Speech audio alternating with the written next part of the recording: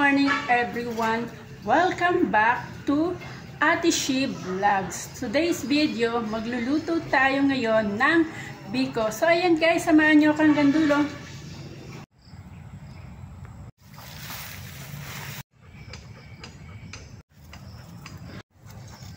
Good morning guys! Today is magluluto tayo ng ating biko. So ayan, ang pinansabaw ko po dito ay ang huling gata. Yan.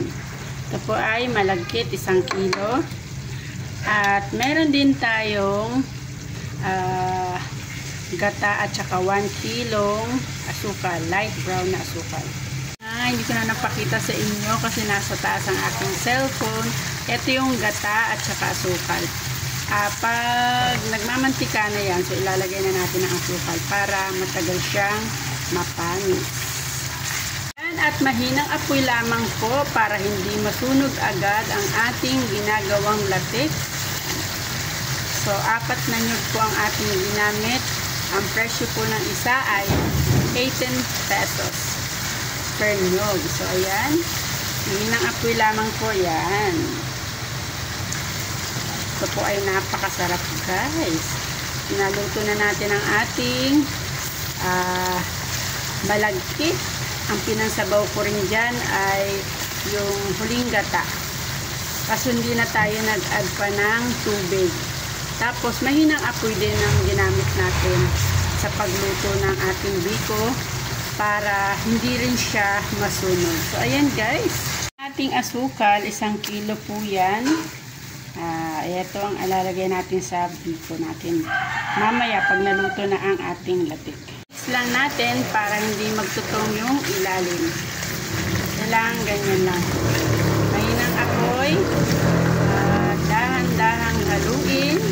Ayan na nga guys. Malapot na to. So maglalagay lang tayo para pan-toppings natin mamaya sa ibabaw ng ating biko.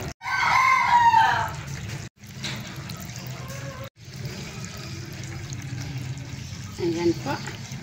Ito po ay napakasarap kasi 4 na gata ang ating ginamit. Patoppings natin mamaya. Ayan. Super creamy.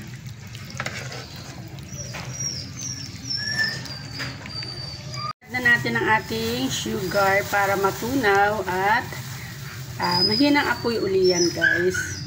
Apoy lamang po kasi napakadaling masunog ang ating sugar. So mix lang natin at kapag natunaw to, pwede na nating ilagay ang ating nilutong malagkit. So, ayan na nga at natutunaw-tunaw na ang ating sugar.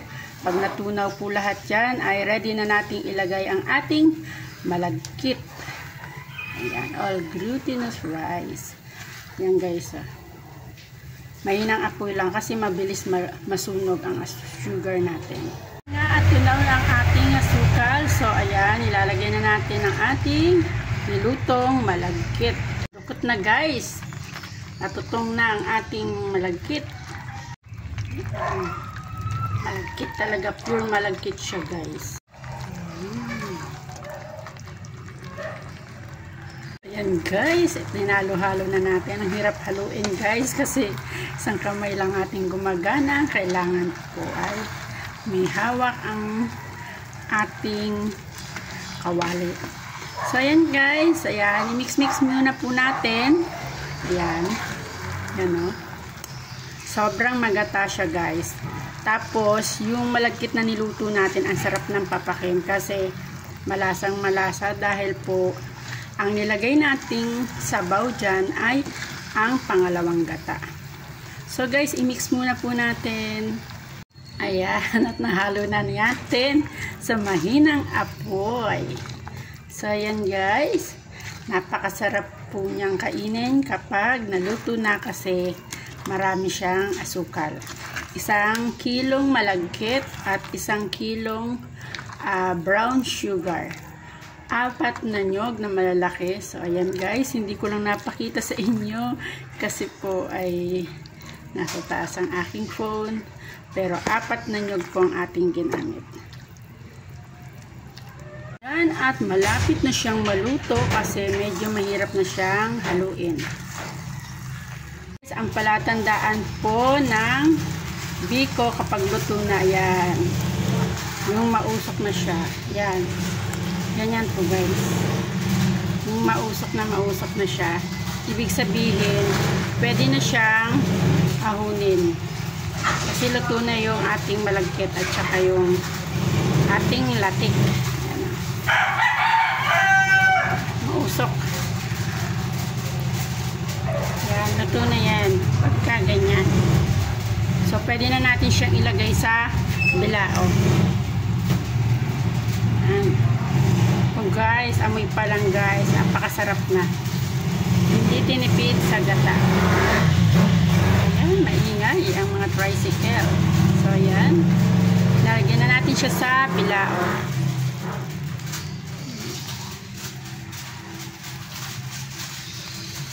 Pantay na lang natin at nakaluto na tayo. At ilalagay na natin ang ating toppings guys. Ayan, usok-usok pa guys. Ayan. Ito ay merienda lamang po. Dito.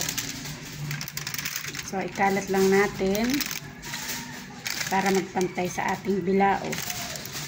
Lagyan na natin ang ating latik. Wow! Hindi ko na napa-toasted guys. Pero okay naman yan. Kasi matamis din naman siya at puro gata. So, i-mix lang natin siya. Yan. And guys, at nailagay na natin ang ating toppings. So, ready to eat na yan guys. Yan, maraming salamat po sa panonood niyo sa akin. At don't forget to like, share, and subscribe. Maraming salamat po. Magandang buhay.